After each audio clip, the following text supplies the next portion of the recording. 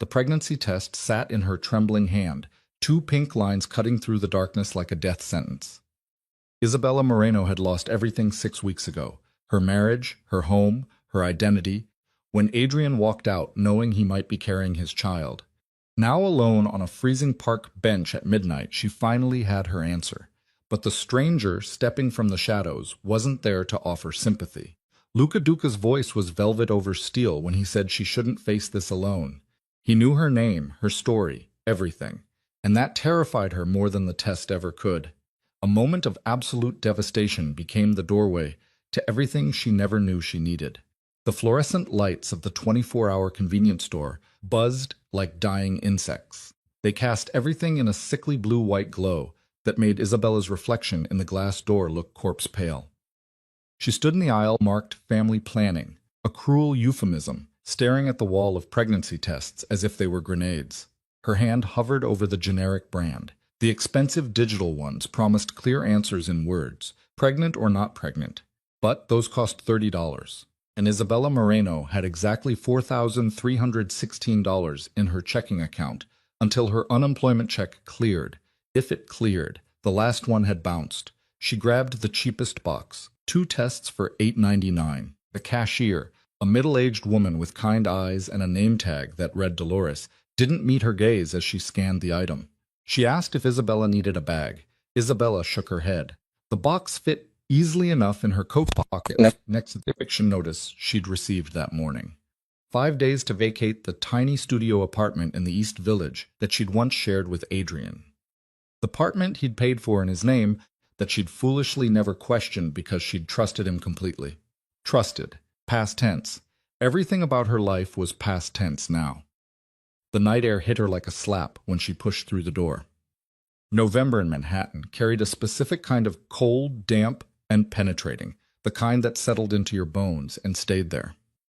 Isabella walked without thinking, her feet carrying her the 6 blocks to Washington Square Park through nearly empty streets.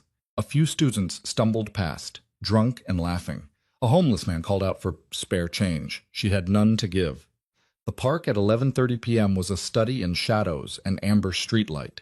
The famous arch stood sentinel at the north entrance, but Isabella headed for her bench.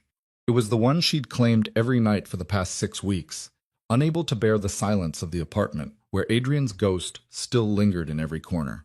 She'd spent their entire 3-year marriage making herself smaller, quieter, more convenient. Adrian Cole, tech entrepreneur and darling of the startup scene, needed a partner who understood that his work came first.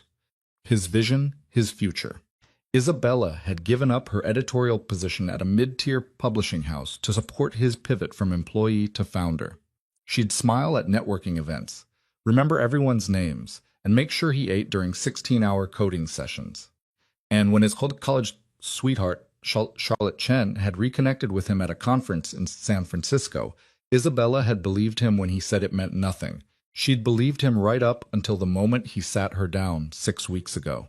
He said with something almost like pity in his voice that he was sorry, Bella.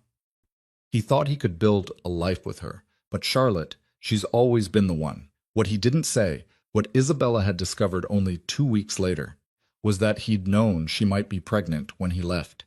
She'd found it buried in deleted emails she'd accessed when desperation drove her to break into his laptop. She'd mentioned her period was late the week before he ended things, and instead of staying to find out, he'd run. Now, Isabella sat on the cold bench, pulled the pregnancy test from her pocket, and stared at the box as if it might spontaneously combust. The instructions were simple enough. Pee on a stick, wait 3 minutes, read the result. Simple. Except nothing about this was simple. If it was positive, she was 29 years old, jobless, about to be homeless, and pregnant with the child of a man who'd abandoned her. If it was negative, what then? Relief, or the crushing realization that she had absolutely nothing left? A voice came from her left, smooth and cultured. It said a park bench at midnight seems like an unusual place for contemplation. It had the faintest trace of an accent she couldn't quite place, maybe Italian, or just the particular intonation of old money in private schools. Isabella's head snapped up. The man stood perhaps 10 feet away, just at the edge of the streetlight's glow. He was tall, easily 6'2" or 6'3", with dark hair swept back from a face that belonged on a Roman coin.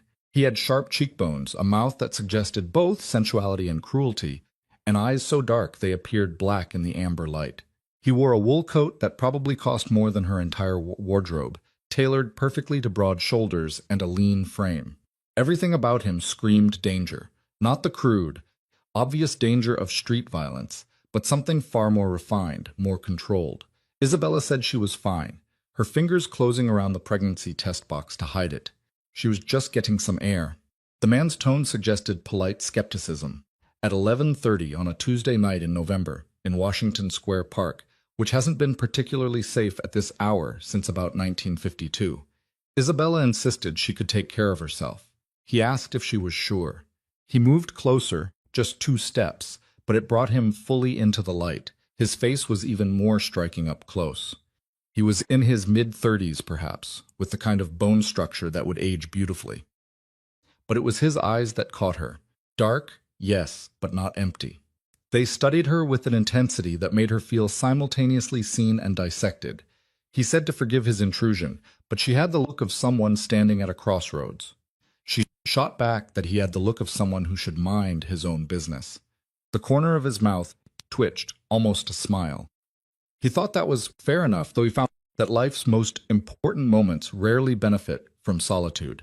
He gestured to the bench and asked if he could join her. Every instinct screamed no. Strange men who approached women alone in parks at night were not to be trusted.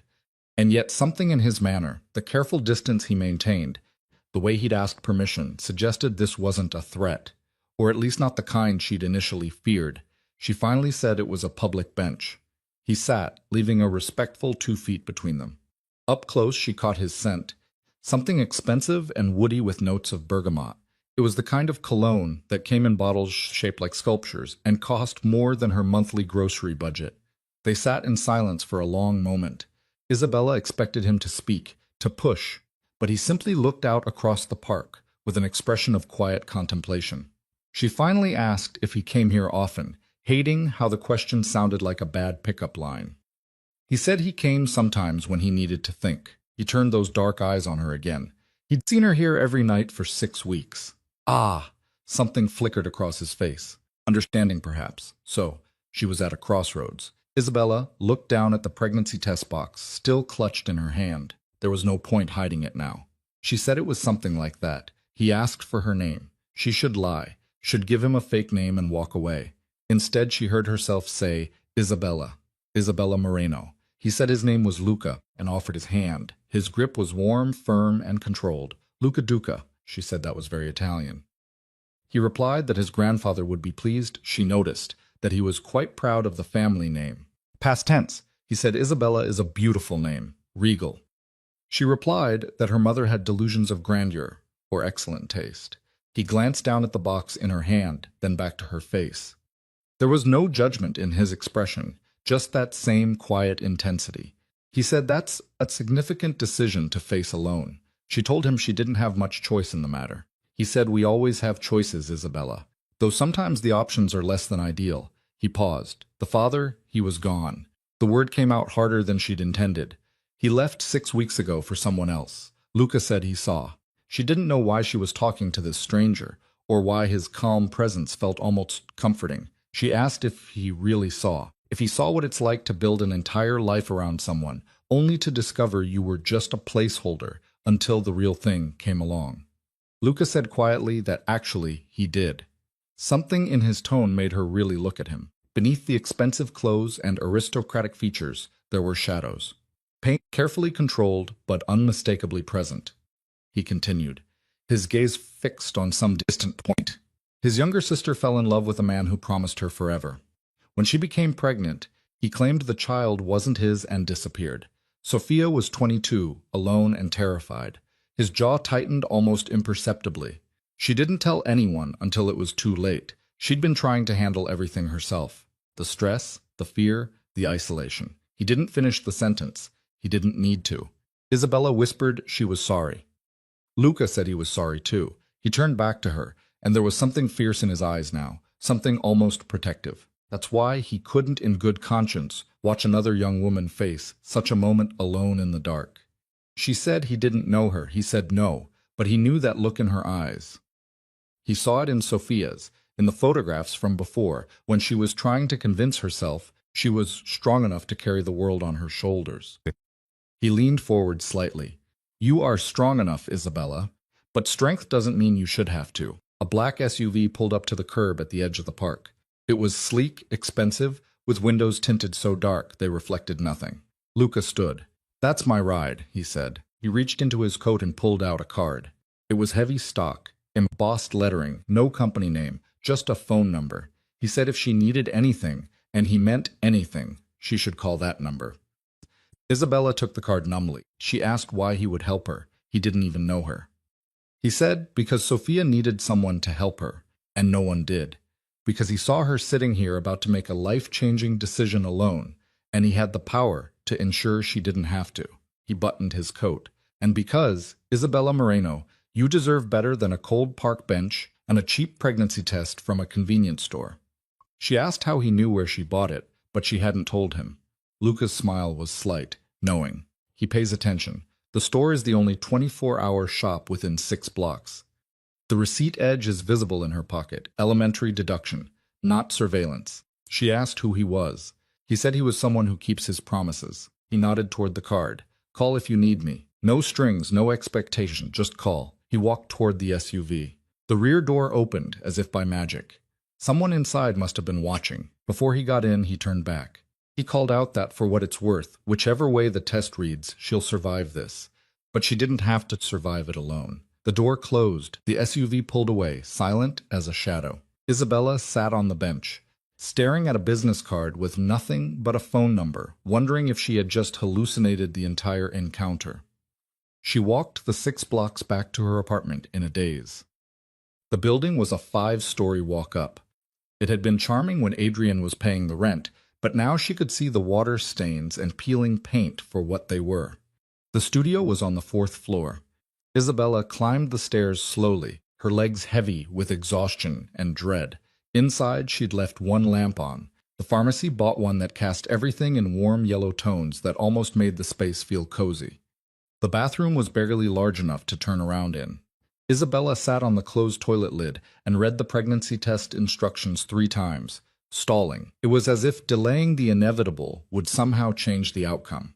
Finally, she opened the box with shaking fingers. The process was clinical, mechanical. She followed the instructions precisely, set the test on the sink edge, and forced herself to walk out of the bathroom. 3 minutes. The box said to wait 3 minutes. She paced the 12 feet from the bathroom door to the window and back again. 1 minute. 2. The second hand on the wall clock seemed to move with deliberate slowness, each tick an eternity. At exactly 3 minutes, she walked back into the bathroom and stopped breathing. 2 pink lines, clear as day, unmistakable, positive. Isabella sank to the floor, her back against the bathtub, and stared at the test clutched in her hand. Pregnant. She was pregnant with Adrian's child. Adrian, who'd known this was a possibility, and had chosen to leave anyway. The full weight of her situation crashed down like an avalanche. No job. 5 days until eviction. $43 in her bank account. And now a baby. A tiny life that would depend entirely on her. She should cry, should feel something. But there was only numbness, a vast echoing emptiness where emotion should be. The business card was still in her coat pocket. Isabella pulled it out and studied the embossed numbers. Luca Duca, a stranger who'd appeared from nowhere, known things he shouldn't, and offered help he had no reason to give. It was insane. Calling a strange man she'd met in a park at midnight, telling him she was pregnant, accepting help from someone who was clearly dangerous. But what choice did she have? Isabella stared at that card until the numbers blurred. Then she set it on the bathroom sink next to the positive pregnancy test and tried to find the strength to face tomorrow. Morning came too soon. Isabella had spent the night on the bathroom floor, drifting in and out of consciousness. She couldn't force herself to move to the bed that still carried Adrian's scent. At 6:47 a.m., her phone buzzed. A notification from her bank. Unemployment deposit rejected. Insufficient funds in originating account due to a state budget freeze. Expected resolution 7 to 10 business days. Isabella read the message 3 times. 7 to 10 business days. She had 5 days before eviction. $43 and a baby on the way. At 7:15 a.m., she made coffee with the last of her grounds, black, because she'd run out of milk 2 days ago. At 7:30, she sat at the small table by the window and stared at Luca's business card. He'd said, "No strings, no expectations, just call." But men like that, men who wore $1,000 coats and traveled in SUVs with tinted windows, didn't help for free. There was always a price. At 8 a.m., there was a knock at her door. Isabella froze. The landlord's goons, probably coming to make sure she understood the eviction notice. She crept to the peephole and looked out. A woman stood in the hallway, in her mid-40s, elegant in a charcoal wool dress and heels. She was holding a garment bag and a small shopping bag, professional, polished, and completely out of place in this building. The woman called out for Miss Moreno. She said her name was Elena Rossi, and she was there on behalf of Luca Duca. Isabella's blood ran cold. She opened the door a crack, keeping the chain on. She asked how she knew where she lived. Elena's smile was warm, but didn't quite reach her eyes. She said Mr. Duca is a man of considerable resources. She asked if she could come in, promising it would only take a moment. Every instinct screamed danger, but curiosity, and a desperate hope won out. Isabella unlatched the chain. Elena stepped inside with the careful neutrality of someone trained not to judge. She set the garment bag on the couch and the shopping bag on the table. She said Mr. Duca asked her to deliver these, and unzipped the garment bag to reveal a coat. Not just any coat. A 3/4 length wool blend in deep camel with a silk lining. The kind of coat Isabella had admired in shop windows, but never imagined owning. Elena said he noticed she seemed cold last night. Isabella stared. She protested that he couldn't that she didn't know him. Elena added there was also this, and pulled a small box from the shopping bag. Prenatal vitamins, the expensive kind, the ones her doctor had recommended when she'd had insurance. When Adrian had been paying for it. Isabella's voice cracked as she asked how he knew she was pregnant. She hadn't told him. She didn't even know last night. Elena said calmly that Mr. Duca is observant, and he's seen the signs before with his sister. He hoped he was wrong, but given that she was there, she assumed he wasn't. Isabella sank into the chair. She asked what he wanted. Elena said he wanted to talk with her at her convenience. She placed another card on the table, this one with an address in Tribeca. Today, if possible, though he understands if she needs time to process. Isabella said she couldn't accept the coat or the vitamins, that she didn't even know him. Elena told her to get to know him. Her expression softened slightly. She said she'd worked for Mr. Duca for 8 years, and she knew how this looked. Strange man's expensive gifts, too good to be true. But he meant what he said last night. No strings, no expectations. He just wants to help. Isabella asked why. Elena's voice was quiet but firm. Because his sister didn't get help, and it killed her. Because he has more money than he knows what to do with. A considerable amount of guilt. And for whatever reason, he sees something in you worth protecting. She headed for the door, then paused. The address is for a private restaurant. It doesn't officially open until dinner service, but Mr. Duca owns it. You can meet there safely, publicly, or not at all. It's entirely your choice. Elena left. The coat remained, draped over the couch like a question mark. The prenatal vitamins sat on the table next to the eviction notice. Isabella picked up the coat. It was impossibly soft. She slipped it on. It fit as if made for her. In the mirror, she looked like a different person. Someone who belonged in the world Luca Duca clearly inhabited.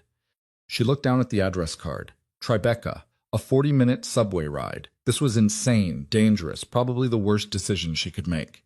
But the eviction notice was real. The pregnancy was real. And the $43 in her bank account wouldn't even cover the subway fare for a week. Isabella grabbed her phone and the address card. She was likely walking into a trap, but she was already trapped. At least this way, she'd know what kind. The restaurant sat on a quiet street in Tribeca, the kind of block where the buildings were all renovated warehouses, and the cars started at 6 figures. The exterior was understated, a black door with a small brass plaque that read Il Giardino Segreto, the secret garden. Isabella stood across the street for 10 minutes, debating. Pedestrians flowed past, purposeful and professional in their designer coats. She didn't belong here. In her borrowed coat and her 3-year-old boots, she was a fraud. But the coat was warm, warmer than anything she'd owned in years, and that small comfort gave her just enough courage to cross the street. She knocked. The door opened immediately. Elena stood there, her expression professionally pleasant. Miss Moreno, please come in. The interior took Isabella's breath away. The restaurant was small, maybe 15 tables, but every detail spoke of quiet luxury. Exposed brick walls, warm lighting from Edison bulbs, and velvet upholstery in deep jewel tones. The air smelled of fresh bread and something savory with garlic and herbs. And there, at a table by the window, sat Luca Duca. He stood as she approached. Today he wore dark slacks and a charcoal sweater that probably cost more than her monthly rent used to be. His hair was slightly disheveled. It made him look more human, almost approachable. Isabella, his voice held genuine warmth. Thank you for coming. Please sit. She did, her hands folded in her lap to keep them from shaking. Elena disappeared into the back. They were alone. Luca said he assumed the test was positive, straight to it then. No pleasantries. Isabella appreciated that. She asked how he knew to send the vitamins. He said he hoped he was wrong, but he's learned to trust his instincts. He poured water from a crystal carafe into her glass. He wanted her to have what she needed regardless of the result. She told him he couldn't just send his assistant to people's homes with expensive gifts, that it was intrusive. He said he knew, and he apologized. He said Elena told him she seemed uncomfortable, and that wasn't his intention. She asked what his intention was. He said it was to ensure she wasn't facing this alone. He paused, then asked if he could speak plainly. Isabella nodded. He laid it out. You're pregnant, jobless, and about to be evicted. You have no support system. If you did, you wouldn't have been in that park alone at midnight. The father has abandoned you, and you're terrified, but trying very hard not to show it. His tone wasn't cruel, just factual. He asked if that about summarized the situation. Hearing it laid out so starkly made something crack in Isabella's chest. She said he forgot the part where she's a complete stranger, accepting help from another complete stranger who somehow knows everything about her life. Luca said he makes it his business to understand situations thoroughly before involving himself. He told her he was going to tell her something, and he needed her to listen carefully. She nodded again. He said quietly that he's not a good man. He runs an organization that operates in the shadows. He makes decisions that would horrify most people. He has power, influence, and resources that come from places she probably doesn't want to know about. He leaned forward slightly. But he also has principles, lines he doesn't cross. And one of those lines is this. He does not allow pregnant women to suffer when he has the means to help them. Isabella's mouth went dry. She said he was telling her he's a criminal. He replied that he was telling her he is not a saint. There's a difference. She asked why he was telling her this, because he was about to make her an offer, and he needed her to make an informed decision. He pulled a leather folder from the chair beside him and set it on the table. He said he owned several properties in Manhattan, safe buildings with excellent security. He'd like to offer her an apartment fully furnished, utilities included, no rent. Isabella stared at him. She said he couldn't be serious. He insisted he was entirely serious. He opened the folder, revealing photographs of a beautiful high-rise in what looked like Murray Hill. Modern, sleek, secure. In exchange, he asked for 3 things. First, she maintains her health and attends all medical appointments. Second, she's honest with him about what she needs. And third, she allows him to ensure she and her child are safe. Isabella pushed back from the table. She said it was insane, that she didn't even know him, that it could be a trap. Luca's voice remained calm. He knew how it sounded, which is why he wasn't asking for an answer today. He told her to think about it, consider her options. And when she was ready, if she was ready, they would discuss details. Isabella said there's always a catch, that men like him don't help for free. Something flickered in his eyes. Respect, maybe. He said she was right to be suspicious. So, he wanted to be clear. He wasn't asking for her body. He wasn't asking for her loyalty to his organization. He wasn't asking her to compromise herself in any way. He paused. He was asking her to let him do for her what he couldn't do for Sophia, to give her the support she needed and didn't get. Isabella whispered that wasn't fair, that he was using his grief to manipulate her. He didn't deny it, perhaps. But it was also the truth. His sister died 6 years ago from complications during pregnancy. Complications that could have been prevented if she'd had proper medical care, stable housing, and emotional support. She was too proud to ask for help, too afraid of judgment. His jaw tightened. He won't watch another woman go through that when he can prevent it. She told him she wasn't his sister. He said no, but she was in a similar situation, and he had the power to change the outcome. Isabella looked down at the photographs. The apartment was beautiful, more than beautiful. It was safe, secure, everything she needed and couldn't provide for herself. She asked quietly, "What happens after the baby is born?" He said that depends on her. If she wants to stay in the apartment and raise her child there, she can. If she wants to leave and find her own place, he'll help her do that too. There's no time limit, no conditions. And if she says no to all of this, Luca closed the folder. Then she'd walk out that door, and he'd respect her decision. No pressure, no retaliation. She could keep the coat and the vitamins, and he hoped she'd find another solution. A door opened at the back of the restaurant. Elena appeared, followed by a chef in whites carrying 2 plates. The aroma hit Isabella like a physical force, something with tomatoes and cheese and fresh basil that made her stomach growl audibly.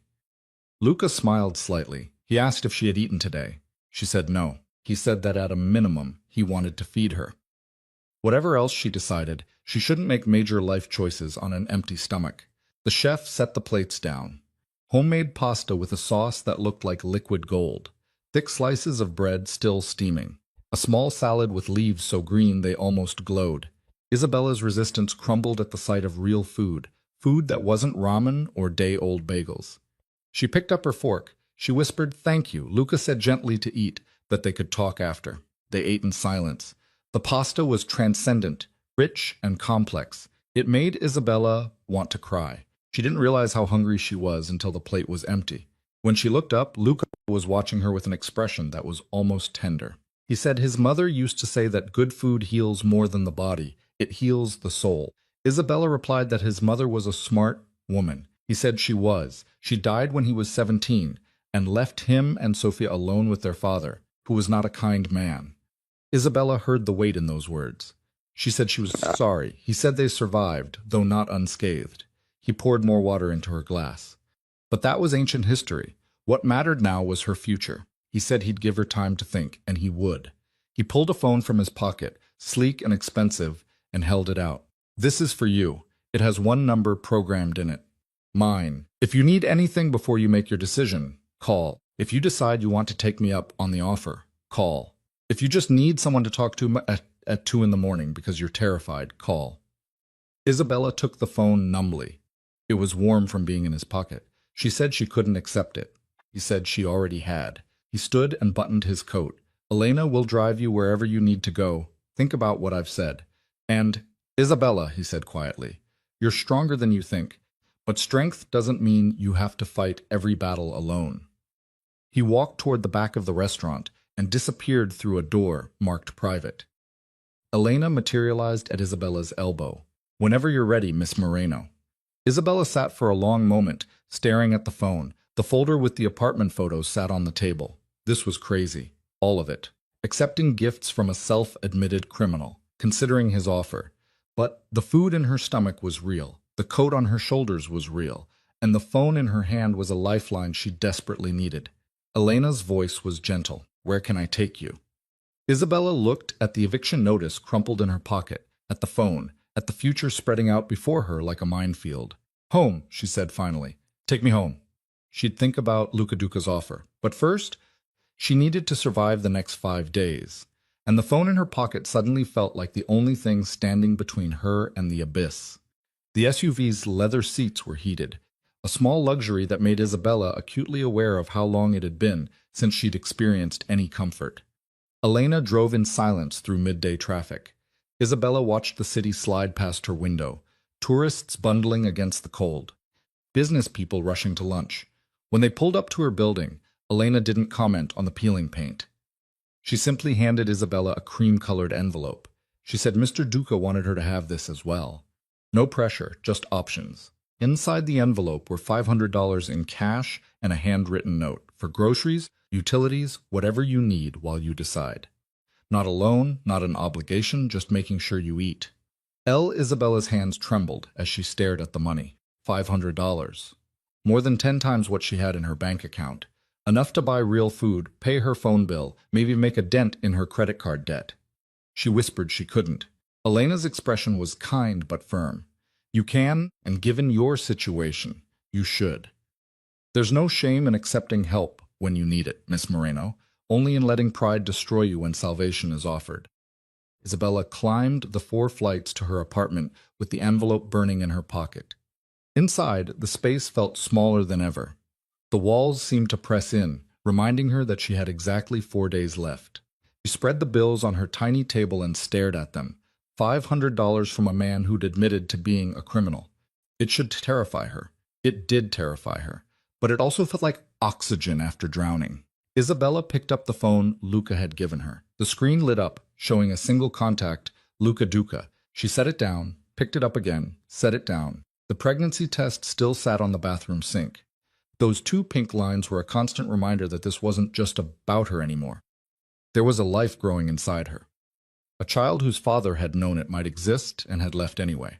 Isabella's hand moved to her stomach, still flat. "I don't know what I'm doing," she whispered to the emptiness. "I don't know how to do any of this." The apartment offered no answers. She lasted 3 days. 3 days of stretching the $500 as far as it would go. 3 days of applying to jobs and hearing nothing back. 3 days of dodging calls from her landlord's lawyer. On the 3rd day, at 2:47 in the afternoon, the building superintendent knocked on her door with 2 large men. The super was a thick man named Pete. He said they needed to start the eviction process. She had till the end of the day tomorrow to clear out, or they were changing the locks and putting her stuff in storage. She'd have 30 days to claim it before it went to auction.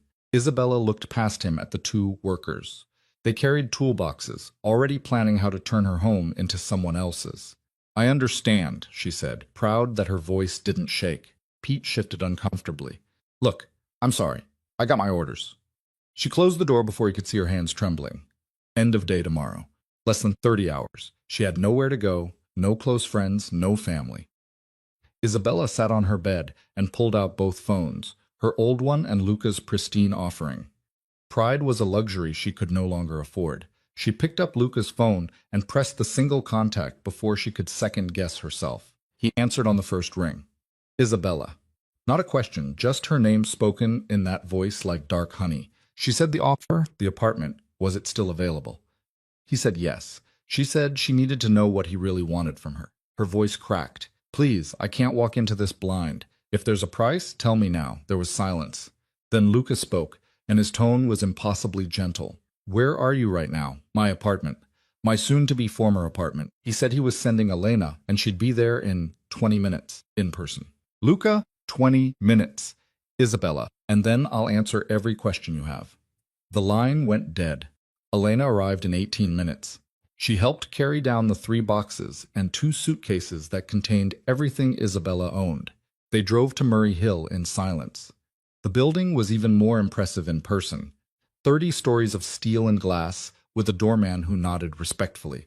The lobby was all marble and soft lighting. The elevator required a key card. Elena swiped hers and pressed the button for the 23rd floor. "Mr. Duca is waiting in the apartment," she said. "Take your time. Look around. Ask your questions. I'll bring up your things." The elevator doors opened onto a quiet hallway with only 4 doors. Elena led her to 23C and knocked once before opening it. The apartment took Isabella's breath away. Floor-to-ceiling windows overlooked the city. The living room was spacious and beautifully furnished. The kitchen gleamed with stainless steel appliances. Through an open door, she could see a bedroom with a king-sized bed. And there, standing by the windows, was Luca.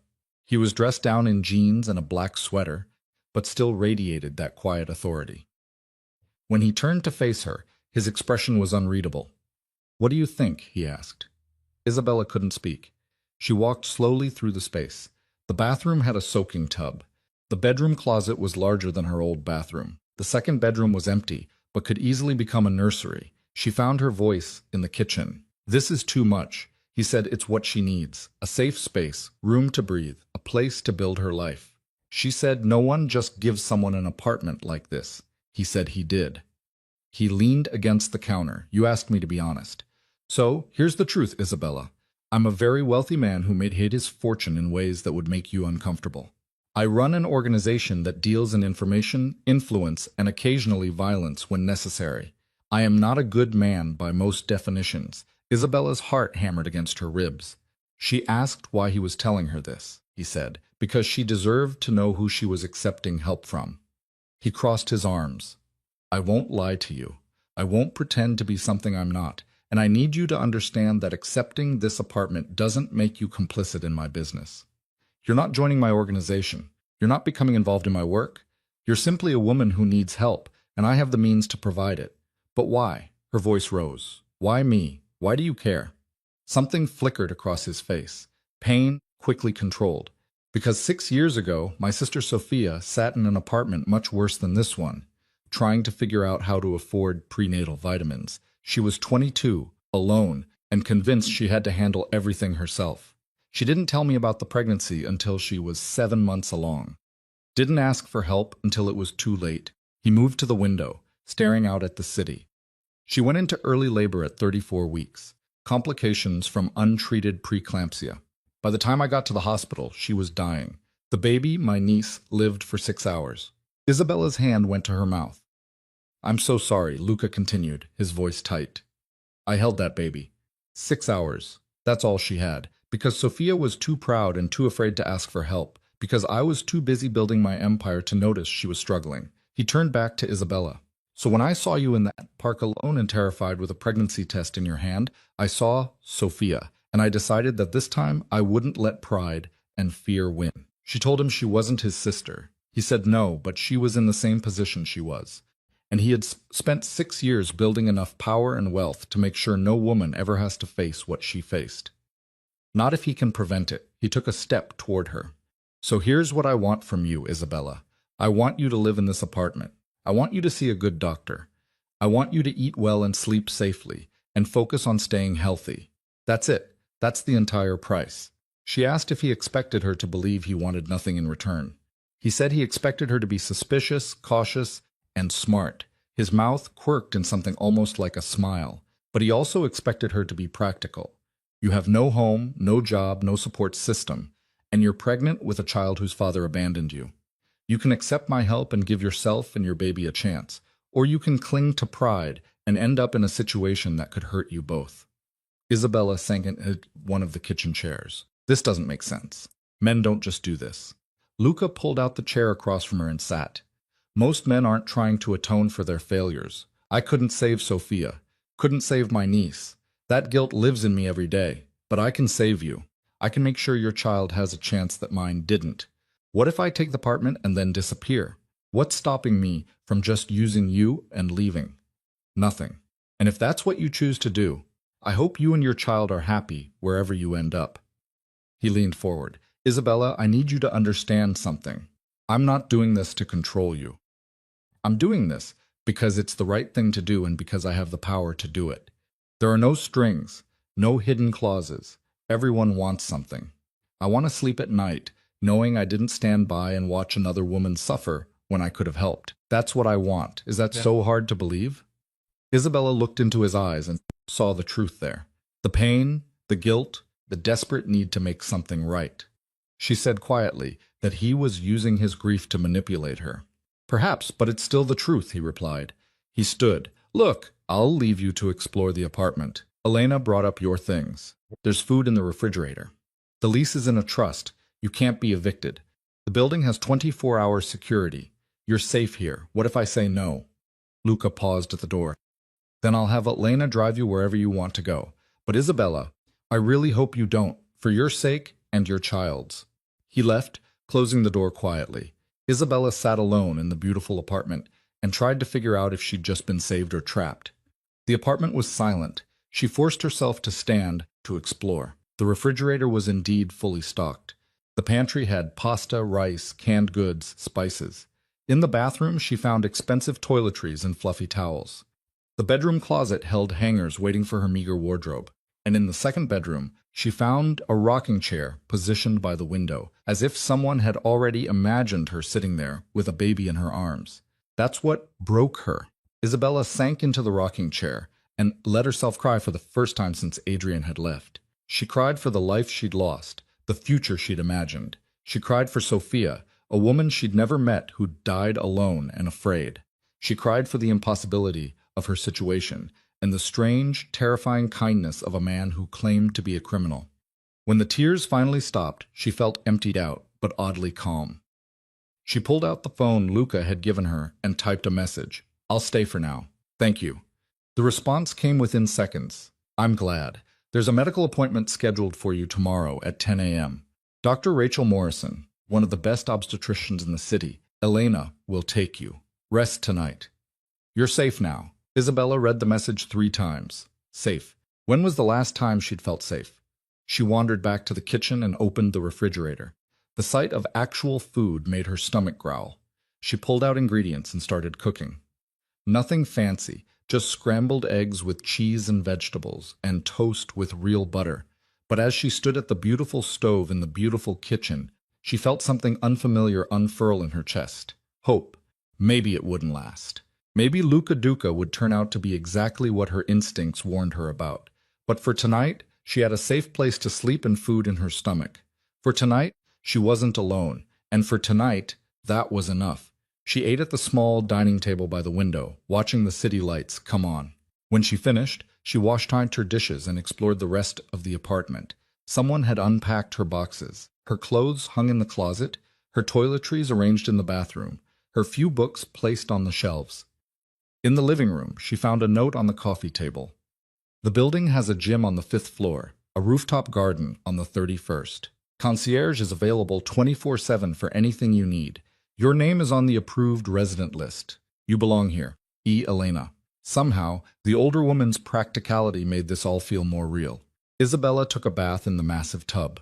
She wrapped herself in the cloud-soft bathrobe and sat on the bed, her bed now, apparently. 3 days ago, she'd been facing homelessness. Now she lived in a luxury apartment. 3 days ago, she'd been alone and terrified. Now she had a doctor's appointment scheduled, and someone who seemed genuinely invested in her well-being. It was too much, too fast, too good to be true. But the bed was comfortable, and she was so tired. Isabella crawled under the covers, and for the first time in 6 weeks, she slept through the night. The next morning, Elena arrived at 9:30 sharp.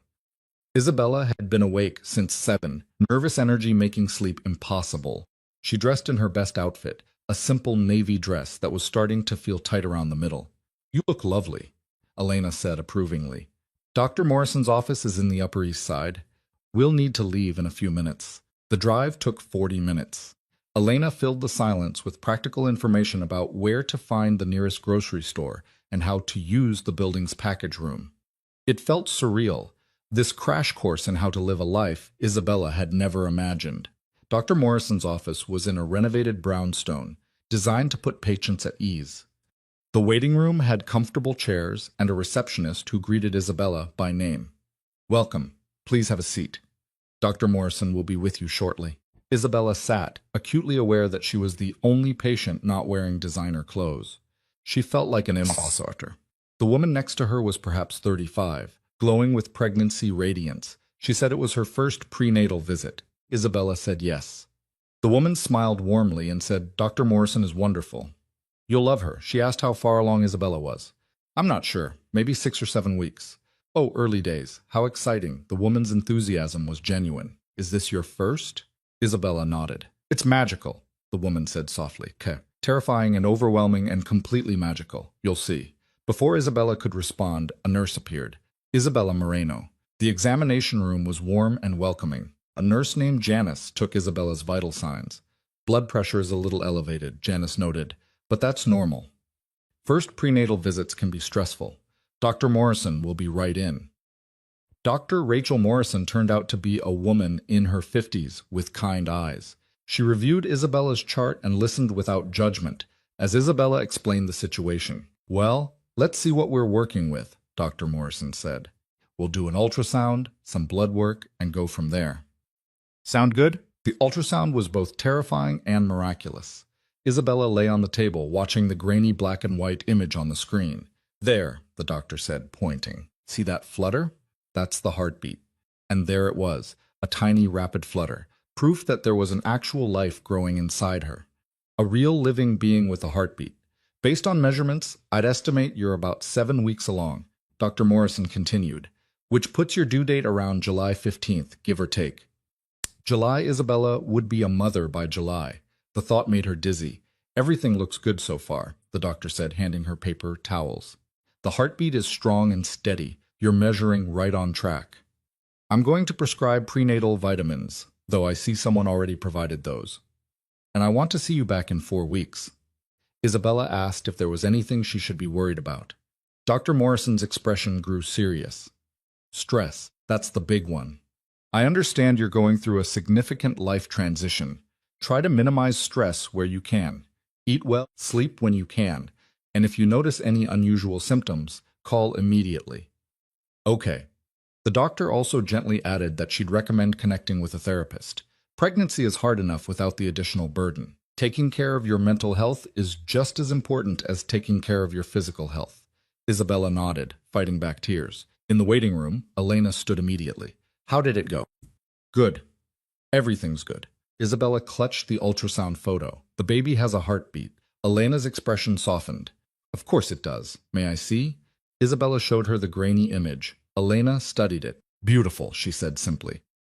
Mr. Duca will want to know everything went well, unless you'd prefer to tell him yourself. You can tell I'm sure he's busy.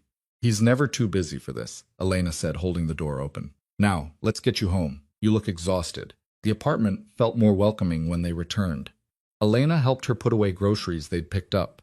More fresh produce, protein, healthy snacks.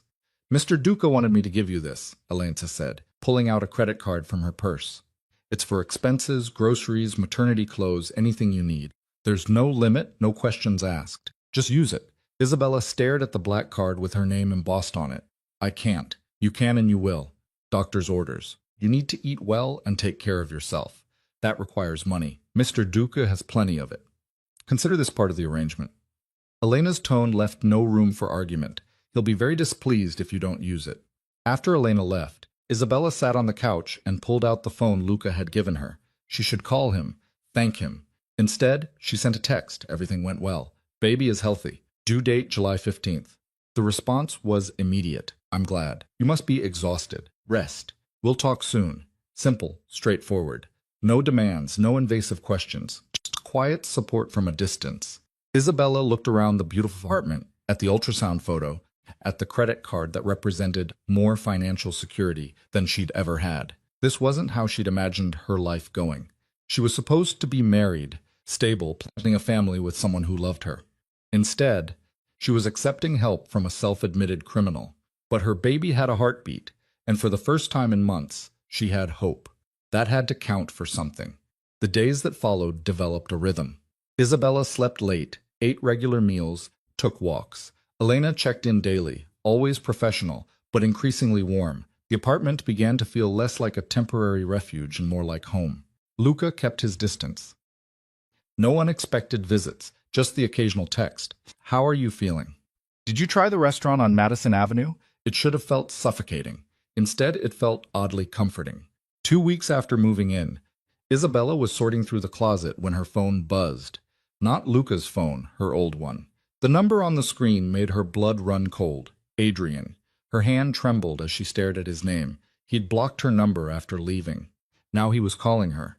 Isabella answered before she could second-guess herself. Hello, Bella. His voice was exactly as she remembered, smooth and confident. I've been trying to find you. What do you want, Adrian? I heard you moved. Nice building. Murray Hill, right? Much better than that dump in the East Village. He paused. Who's paying for it, Bella? Her stomach turned to ice. How do you know where I'm living? I still have friends in the city. People talk. Another calculated pause. Is it true? Are you pregnant? Isabella closed her eyes. Of course he knew. Someone must have seen her at the doctor's office. Or maybe he'd hired someone to follow her. Yes, she said flatly. Is it mine? The question hit like a physical blow. You know it is. We were together until you left. There hasn't been anyone else.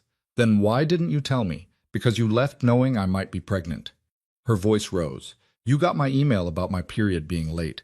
You knew there was a possibility and you left anyway. I thought you were just late. Women are late all the time. I didn't think. He stopped. Look, Charlotte and I, it didn't work out. She went back to her husband, and I've been thinking about us, about what we had. No, you haven't even heard what I'm going to say. I don't need to. Isabella's hand went to her stomach, protective. You made your choice, Adrian. You chose Charlotte. You left me with nothing. No job, no apartment, no support. You knew I might be carrying your child, and you walked away. I made a mistake. His voice took on that pleading tone he'd used when he wanted something. Bella, please. I'm still your husband. We're still legally married. That's my baby you're carrying. You lost the right to claim this baby when you abandoned us. Abandoned? Now? His tone hardened. I'm the one who supported you for 3 years while you played at being an editor. I'm the one who paid for everything. The apartment, the food, your clothes. You'd be nothing without me. There it was, the Adrian she'd started to see in those final months. The one who kept score. You're right, Isabella said quietly. I would be nothing. That's exactly what you tried to make me. Nothing. Invisible, just an accessory to your success. She stood straighter. But I'm not nothing anymore, and this baby isn't yours to claim when it's convenient. We're still married, Bella. I have rights. Then use them. File for custody, hire a lawyer, do whatever you think you need to do. Her voice was steady now, all fear burned away by cold anger. But know this, you walked away. You don't get to walk back in just because your backup plan failed. She hung up before he could respond. Her hands were shaking, her heart hammered against her ribs, but beneath the fear was something else, something that felt almost like strength. The phone in her other hand, Luca's phone, buzzed with a text. Is everything all right? Isabella stared at it. How did he know? Was he monitoring her calls? She typed back, Adrian called. He knows about the baby, knows where I'm living. The response came 30 seconds later. I'm coming over. Luca arrived 20 minutes later. Isabella opened the door to find him standing in the hallway, his dark eyes scanning her face. He wore a charcoal suit, perfectly tailored, but his tie was loosened and there was tension in his shoulders that suggested he'd rushed. Are you hurt? His voice was controlled, but she caught the edge of concern. No, I'm fine, he just called. She stepped back. Come in. Luca entered, and the spacious apartment felt smaller with him in it. He moved to the windows, looked out at the city, then turned back to face her. Tell me exactly what he said. Isabella relayed the conversation, watching as Luca's expression grew progressively darker. When she got to the part about Adrian knowing where she lived, his jaw tightened. He's having you followed, Luca said flatly. He's hired someone to dig into your life. Either way, it's a problem. How did you know something was wrong? Isabella asked. You texted me right after I hung up with him. Luca looked slightly uncomfortable. I have security monitoring your phone activity, not listening to calls, he added quickly at her expression. Just flagged numbers. When Adrian's number appeared, I was notified. You're monitoring my phone? For your safety. He held up a hand before she could protest. I know how that sounds. But Isabella, you're carrying the child of a man who abandoned you. A man with money and connections. I needed to know if he tried to contact you. Isabella wanted to be angry, but she felt relieved. He said he made a mistake, that Charlotte went back to her husband. I don't even know what he wants. He wants control. Luca's voice was cold. Men like Adrian Cole don't handle loss well. You were supposed to wait for him. Be grateful if he came back. The fact that you've moved on, found stability without him, it threatens his narrative. I haven't moved on. I'm just surviving. You're doing more than surviving. Luca moved closer. You're building a life. You're taking care of yourself and your child. You're stronger than he gave you credit for. And that terrifies him. He threatened custody. Of course he did. Luca pulled out his phone and typed something quickly. But threatening and following through are different things. Adrian Cole is a tech entrepreneur with a carefully cultivated public image. Fighting for custody of a child he abandoned would raise questions he won't want to answer. You've researched him. The moment you mentioned his name, I had my people compile everything. Luca's tone was matter of fact. Adrian Cole, aged 32, founder and former CEO of Venture Tech Solutions, forced out 6 months ago after allegations of misappropriated funds. He's currently unemployed and living off a severance package. His relationship with Charlotte Chen lasted exactly 5 weeks before she returned to her husband, a venture capitalist who could actually advance her career. Isabella sank onto the couch. He never told me he was forced out, because it would shatter the image of the brilliant entrepreneur, Luca said, sitting across from her. Isabella, Adrian is not in a position to fight for custody. He has no job, no stable income, and a reputation that's already damaged. Any lawyer worth their retainer would advise him to sign away parental rights and walk away clean. But what if he doesn't? What if he decides to fight just to hurt me? Then he'll discover that fighting me is considerably more difficult than fighting you. The quiet menace in Luca's voice made Isabella shiver. I meant what I said. You're under my protection. That extends to legal matters. I can't ask you to. You're not asking. I'm offering. He leaned back. But there's something you should understand. If Adrian pushes this, it's going to get ugly. He'll try to use your current situation against you. The fact that you're living in an apartment provided by someone else, that you have no job. He'll say I'm unfit. He'll say whatever his lawyers tell him will work. But Isabella, you have something he doesn't.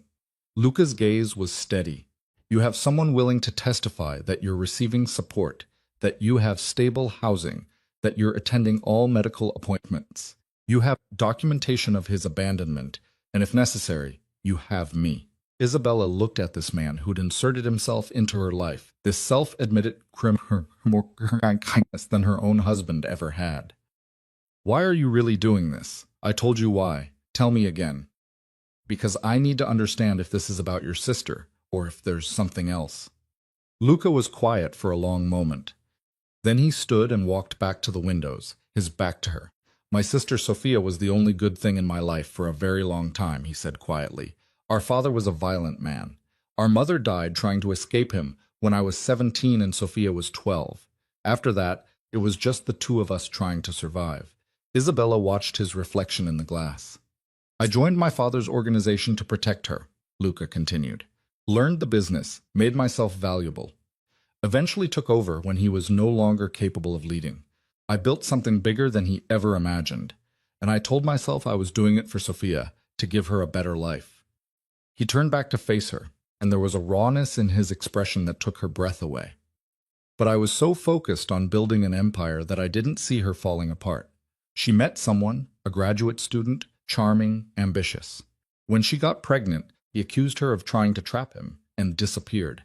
She was too ashamed to tell me, too afraid I'd react with violence, which I absolutely would have. His hands clenched briefly. She tried to handle it alone. By the time I found out, she was 7 months along, and her blood pressure was through the roof. The preeclampsia, Isabella whispered. The doctor said if she'd been receiving proper care, they could have managed it. But she'd been skipping appointments because she couldn't afford them. When she finally collapsed at work, it was too late. They did an emergency C-section. Sophia died on the table. The baby, my niece Elena Sophia, lived for 6 hours in the NICU. I held her the entire time, watched her take her last breath. Isabella's vision blurred with tears. I'm so sorry. I tell myself it wasn't my fault that Sophia made her own choices. But the truth is, I created an environment where she felt she couldn't ask for help. Luca's voice was rough now. So when I saw you in that park, pregnant and alone and terrified, I saw a chance to do what I couldn't do for her. To make sure this time the story ends differently. I'm not your redemption, Isabella said gently.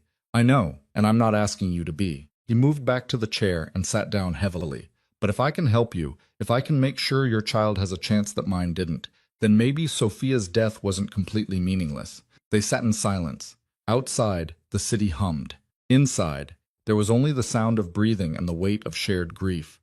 What happens now? Isabella asked finally.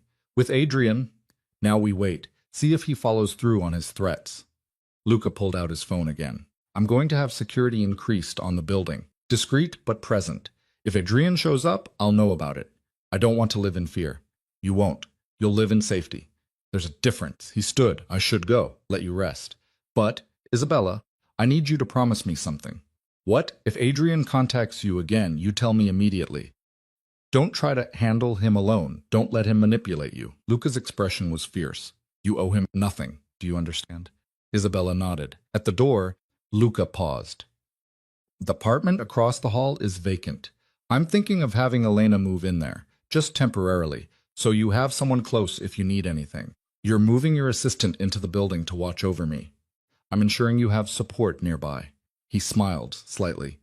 Elena's been looking for a place in the city anyway. This works for both of you. After he left, Isabella sat on the couch and processed everything she'd learned. Luca's sister, his niece, the guilt that drove him. It made sense now. The intensity of his concern, the lavish support, the careful distance. He wasn't trying to control her. He was trying to save her the way he couldn't save Sophia. It should have made her feel better. Instead, it made her acutely aware of the weight of his expectations. She wasn't just Isabella Moreno anymore. She was a stand-in for the sister he'd lost. That night, she dreamed of a baby she'd never met. Elena Sofia Duca, 6 hours old, dying in her uncle's arms. When she woke at 3 a.m., her face was wet with tears. Adrian called again 3 days later. Isabella let it go to voicemail. The message was short. "We need to talk about the baby. I've hired a lawyer. Expect to hear from them." "What?" She forwarded the message to Luca without comment. His response came within minutes. "Don't worry. I'll handle it." 2 days after that, a process server appeared at her door with divorce papers and a petition for full custody. Isabella signed for them with shaking hands and immediately called Luca. He was at her door within the hour, accompanied by a woman in her 50s with silver hair and eyes like flint. "This is Margaret Chen," Luca said, "the best family law attorney in New York. She's going to handle this." Margaret spread the papers across the dining table. "Standard intimidation tactics," she said after a few minutes. "He's claiming abandonment, unfitness, inability to provide. He wants full custody with no visitation rights for you." Isabella felt her world tilt. "He can't do that. He can file for it. He won't get it." Margaret looked up, her expression reassuring. "Miss Moreno, I've been practicing family law for 30 years. I've seen cases like this 100 times. The parent who walks away trying to come back when it's convenient, it rarely works in their favor. But he has money, resources, had money. His severance is running out and he hasn't found new employment. Meanwhile, you have stable housing, regular medical care, and documentation of his abandonment." Margaret began making notes. "We'll file a counter-petition, seek to have his parental right terminated based on abandonment with knowledge of potential pregnancy. We'll also petition for divorce on grounds of desertion and request full custody with no visitation or contact." Is that possible? Not only possible, but likely, especially when the court learns he left you while you were potentially pregnant. Margaret's smile was sharp.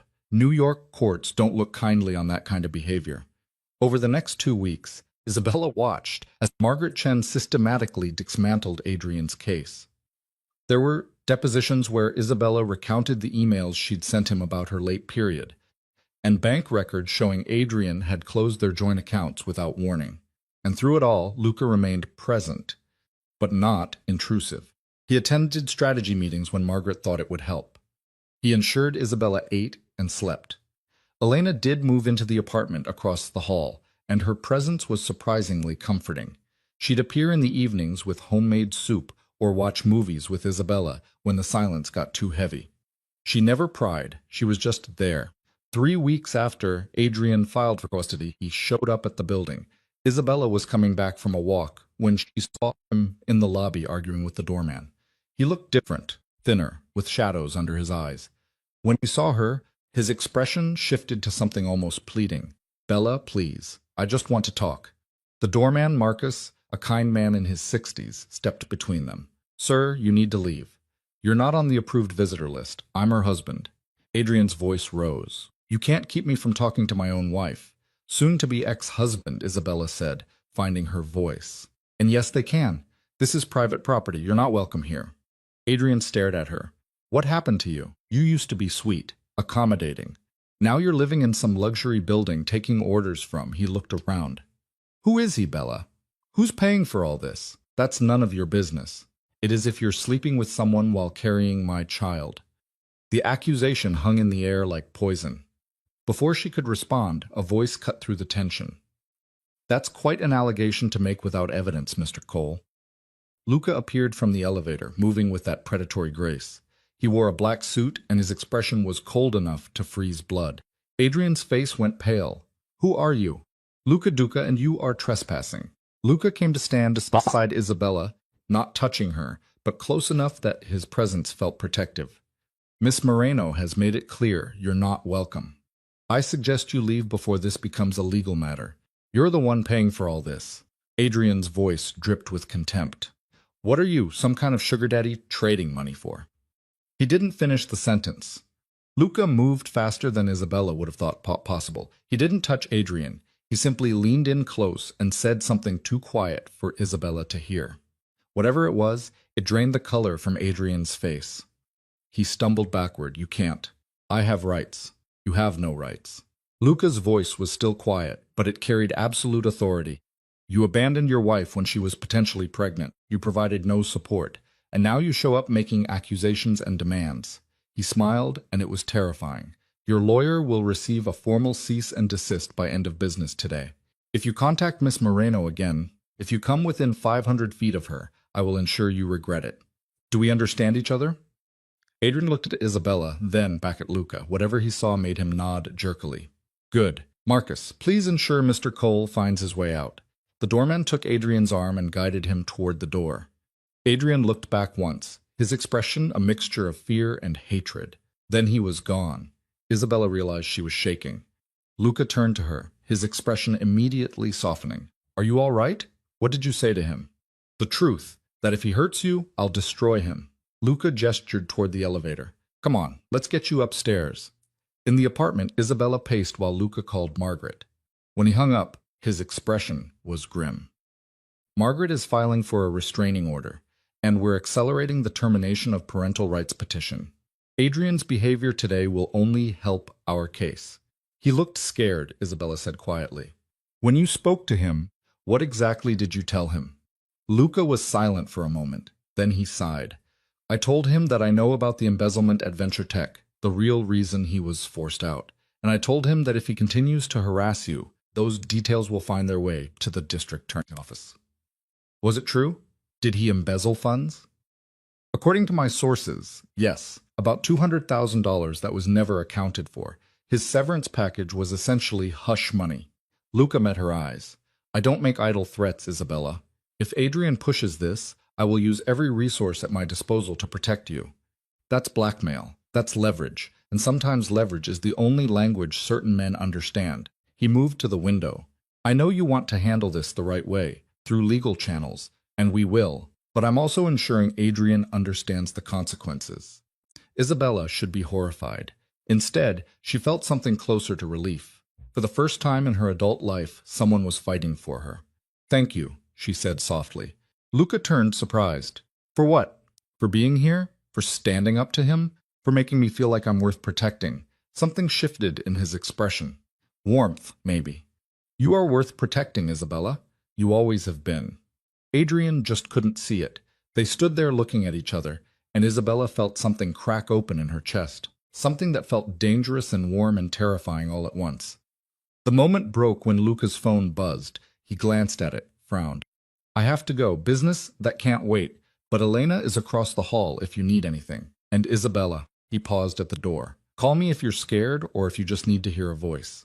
Anytime. I mean that." After he left, Isabella sat on the couch and placed her hand on her stomach where her baby was growing. At 14 weeks now, she was starting to show. Soon, she'd need maternity wear. She thought about Adrian's face when he'd seen her. The confusion and anger at finding her not broken, but thriving. He'd wanted her to be desperate. Instead, she'd found safety and support from the most unexpected source. A man who dealt in shadows and violence, who looked at her and saw someone worth saving. Isabella pulled out her phone and texted Luca. "Thank you for today, for everything. I don't know how to repay you." His response came quickly. "You don't repay kindness. You accept it and pass it forward when you can. That's how the world becomes a little less cruel." She read his words 3 times, then went to the kitchen. There was chicken in the refrigerator, vegetables, pasta. She'd make dinner, and maybe, just maybe, she'd invite Luca to share it. But when she picked up the phone to text him, she hesitated.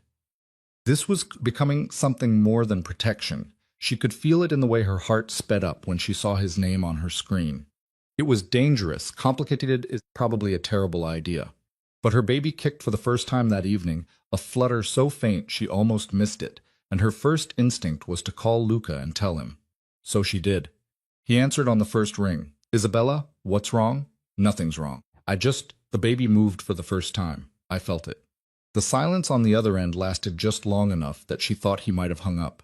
Then his voice came through, rough with emotion. "That's wonderful. How did it feel? Like butterflies or bubbles?" It was so faint I almost thought I imagined it. She laughed, surprised by the joy in her own voice. "But it was real. The baby is real." "Of course it's real. You've seen the ultrasounds." "I know, but this is different. This is inside me. She struggled for words. "This is my child." "Yes," Luca said softly. "It is. And you're going to be an incredible mother." They talked for an hour about nothing and everything. And when they finally hung up, Isabella felt something shift inside her. Something that had been closed and hardened beginning to soften. She was falling for Luca Duca. The realization hit her like cold water. She was falling for a man who'd admitted to being a criminal. It was the worst possible timing, the worst possible man, the worst possible situation. But her heart apparently didn't care about logic. The restraining order was granted 2 days later. Adrian was prohibited from contacting Isabella directly or indirectly, or from coming within 500 feet of her residence. Margaret presented the order with satisfaction. "He's cornered now," she said. "Either he walks away, or he fights and risks exposure of the embezzlement. My money's on him walking away." She was right. A week later, Adrian's lawyer contacted Margaret with an offer. Adrian would sign away all parental rights in exchange for immunity from any future claims. The baby would not carry his name. He would have no contact, no involvement whatsoever. In exchange, Isabella would never speak publicly about their relationship or his abandonment. Margaret brought the papers to the apartment for review. Isabella read them 3 times. "This is it," she said. "If I sign this, he's gone forever." "Yes," Margaret confirmed. "He'll have no legal relationship to your child. You'll be free to make all decisions without his input." Isabella looked at the ultrasound photo on her refrigerator, at the small bump visible beneath her shirt. "Where do I sign?" She signed her name in 7 places. Margaret witnessed each signature. When it was done, she gathered the papers. "I'll file these with court tomorrow. Within 30 days, the termination will be final. You'll be free of Adrian Cole permanently." After Margaret left, Isabella stood at the window and watched the city lights. Come on, free. She was going to be free. No more looking over her shoulder. No more fear. Her phone buzzed. "Luca, Margaret told me you signed. How are you feeling?" Isabella typed and deleted 3 responses before settling on the truth. Relieved, scared, free, all at once. "Would it help to talk about it? I can come by." She looked around the apartment at the life he'd given her, at the safety he'd provided. "Yes, please." He was there in 15 minutes, carrying a bag from her favorite Thai place. "I thought you might not have eaten," he said, "and stress eating is better than not eating at all." They ate at the dining table. Luca didn't push her to talk. He just sat with her. "I keep waiting to feel sad," Isabella said, finally, "about the marriage ending, but all I feel is relieved." "That's normal. You're allowed to be glad that someone who hurt you is out of your life. Does that make me a bad person?" "It makes you human." Luca set down his fork. "Isabella, you spent 3 years making yourself smaller to fit into Adrian's vision. You sacrificed your career, your independence, your sense of self, and he repaid that by leaving when things got complicated. Being relieved that's over doesn't make you bad. It makes you sane. Sophia would have liked you," Isabella said suddenly. Luca looked surprised. "Why do you say that?" "Because you see people, really see them. Not who you want them to be, who they actually are." She met his eyes. "You saw me that night in the park, saw past the fear and the pretending, and you've been seeing me ever since." "You make it easy," Luca said quietly. "You're not pretending anymore. You're just yourself, and that person is remarkable." The air between them felt charged, electric. Isabella's heart hammered against her ribs. This was dangerous territory, but she couldn't seem to stop herself. "Luca, I need to tell you something." "All right, I'm grateful for everything you've done. The apartment, the support, dealing with Adrian, all of it." She took a breath. "But this is becoming more than gratitude. And I don't know if that's okay, or if it complicates everything, or if I'm completely misreading." He kissed her. One moment they were sitting across from each other, and the next he was standing, pulling her up with him, his mouth on hers with a desperate tenderness that made her forget how to breathe. His hands cupped her face, and she melted into him like she'd been waiting her whole life for this moment. When they finally broke apart, both breathing hard, Luca rested his forehead against hers. "You're not misreading anything," he said roughly. "I've been trying so hard to keep my distance, to not let this become complicated. But Isabella, every time I see you, every time you smile or laugh or show that incredible strength, I fall a little more." "This is crazy," she whispered. "I'm pregnant with another man's child. You're you. This can't work. Why not?" "Because," she struggled for words, "because I'm broken and messy and I don't know how to trust anymore. Because you have this whole dangerous life I don't understand.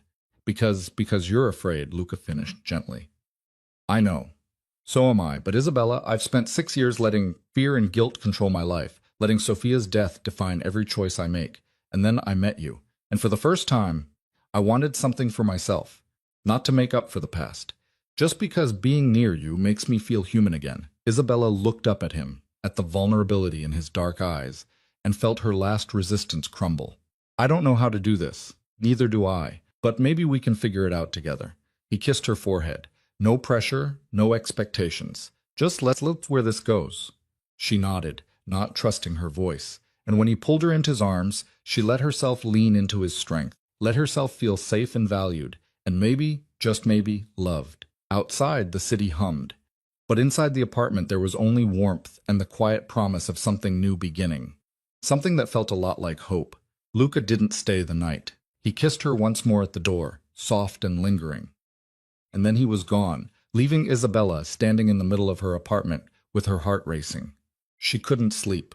Every time she closed her eyes, she felt his mouth on hers. She'd been married for 3 years and had never felt this kind of intensity.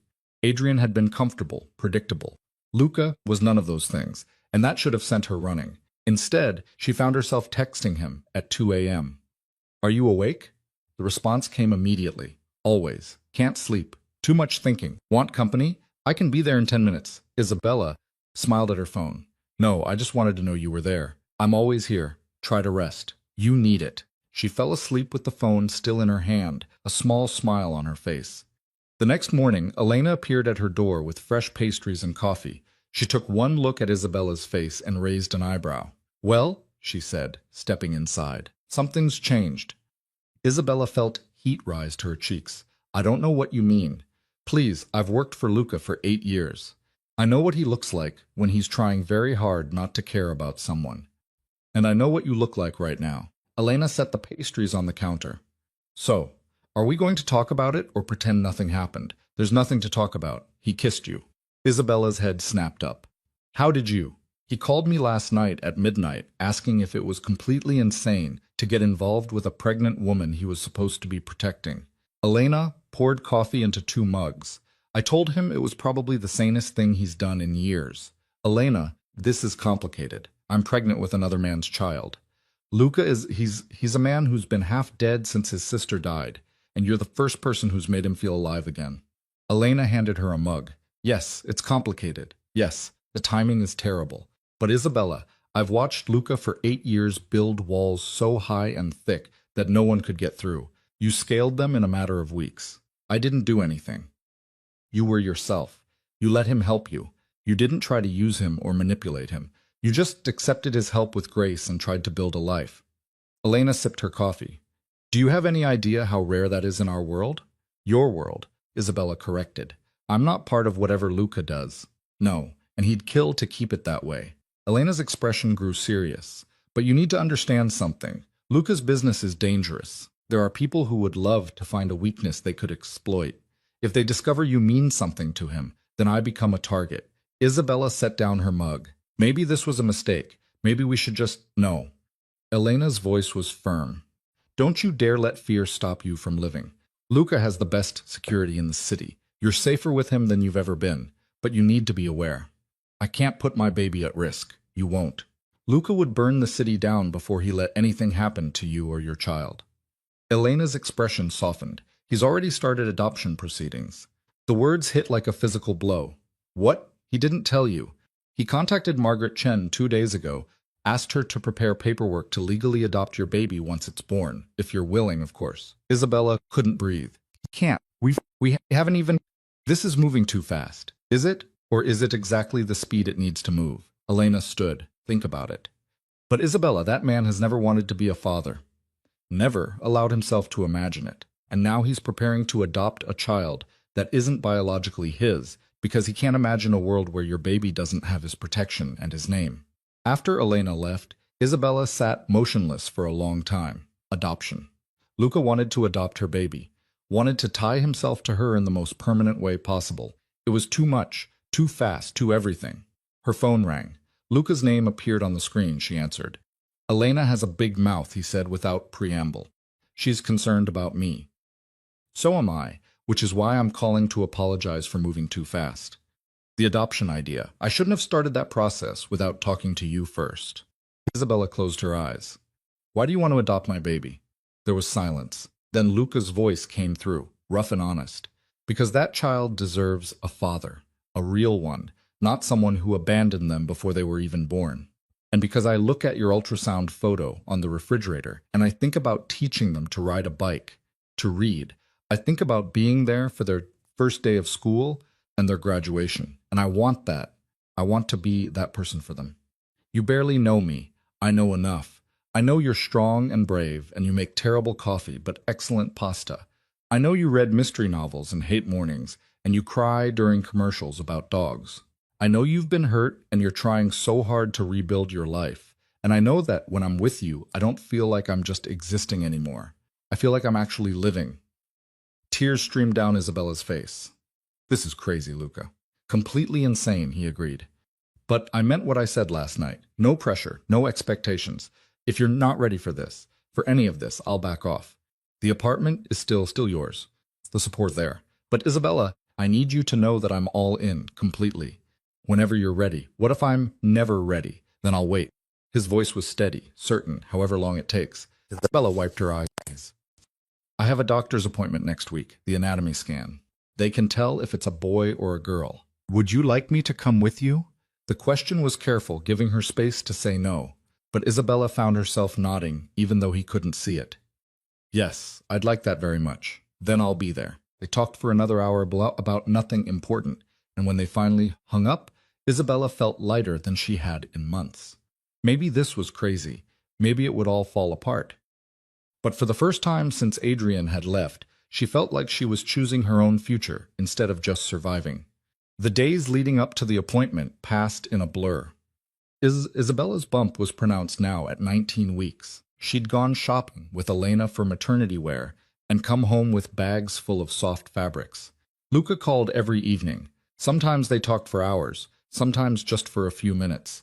But the consistency of it was its own kind of comfort. He was there, solid and real. The morning of the appointment, Isabella awoke to a text from him. I'll pick you up at 9:30. Wear comfortable shoes. I have a surprise after the appointment. She was ready at 9:15, dressed in a soft blue maternity dress. When Luca knocked, her heart did that ridiculous fluttering thing. He looked devastating in dark jeans and a black sweater. When he saw her, his expression softened into something that made her knees weak. You look beautiful, he said simply. I look pregnant, yes, and beautiful. He offered his arm. Ready? The drive to Dr. Morrison's office was filled with easy conversation. In the waiting room, Luca sat beside her, gentle and attentive. When the nurse called her name, Luca stood with her. Is it okay if I come in? Isabella's throat tightened. Please. Dr. Morrison greeted them warmly. The ultrasound began with the usual routine. Measurements, checking development, listening to the heartbeat that still made Isabella's breath catch. Everything looks perfect, Dr. Morrison said. Growth is right on track. Heart, spine, brain, all developing beautifully. She paused. Would you like to know the sex? Isabella looked at Luca. He was staring at the monitor with an expression of pure wonder. Yes, Isabella said. We'd like to know. Dr. Morrison smiled. Congratulations, you're having a girl. The world stopped. A girl. She was having a daughter. Isabella felt tears stream down her face as she stared at the grainy image on the screen. This tiny person with a heartbeat and fingers and toes. Luca's hand found hers and squeezed gently. When she looked at him, his eyes were suspiciously bright. A girl, he whispered. A beautiful baby girl. Dr. Morrison printed several photos and gave them privacy. When they were alone, Luca pulled Isabella into his arms, careful of her stomach, and just held her. Thank you, he said quietly, for letting me be here for this. Thank you for wanting to be here. They stayed like that for a long moment. In the car afterward, Luca drove through the city with purpose. Isabella watched the buildings slide past, not asking where they were going. She trusted him. The realization hit her with startling clarity. They pulled up in front of a brownstone in the West Village, the kind that dripped with old money. Luca helped her out of the car and led her up the steps to a blue door. Where are we? She asked. Somewhere I should have shown you weeks ago. He knocked, and the door opened to reveal an older woman with silver hair and kind eyes. Isabella, this is Maria. She was Sophia's godmother and my mother's best friend. Maria, this is Isabella Moreno. Maria's smile was warm as she ushered them inside. The brownstone was gorgeous. Exposed brick, vintage furniture, and family photos covering every surface. Luca told me about you, Maria said, her accent thick with Italian vowels. About the baby. I'm so happy for you both. We are not. Isabella started, but Maria waved her off. You will be. I see how he looks at you. The same way his father looked at his mother before the anger took him. She patted Luca's hand. Now I have something for you. She disappeared and returned carrying a wooden box, worn smooth with age. She set it on the coffee table and opened it. Inside were baby clothes, tiny delicate garments, hand-sewn with love. There were blankets and booties and a beautiful christening gown. These were Sophia's, Maria said softly. Her mother made them before she was born. And Sophia always said that if she had a daughter, she'd pass them down. She looked at Isabella with eyes full of warmth. I think she'd want your little girl to have them. Isabella's vision blurred. I can't. These are too precious. They're meant to be used, not stored away collecting dust. Maria pressed the box into her hands. Babies should be wrapped in love, and these clothes carry so much love. Luca's hand was on Isabella's back, steady. She looked at him through her tears and saw his own eyes were wet. Thank you, Maria, he said, his voice thick. This means everything. They stayed for an hour drinking tea and eating homemade biscotti while she told stories about Sophia as a child. The stories were bittersweet but beautiful, and Isabella felt honored to be trusted with them. When they finally left, Isabella carried the box of baby clothes like it was made of glass. In the car, Luca was quiet. Are you okay? Isabella asked. I haven't been to see Maria since Sophia died, he said quietly. I couldn't face her. Couldn't face anyone who reminded me of what I'd lost. But today, showing her that you're having a girl, seeing her smile again, he trailed off. Thank you for coming with me. Thank you for sharing this with me, for trusting me with Sophia's memory. He looked at her, then really looked at her. Isabella, I need to tell you something. Okay, I'm falling in love with you. The words were raw, honest. I've been fighting it since that night in the park.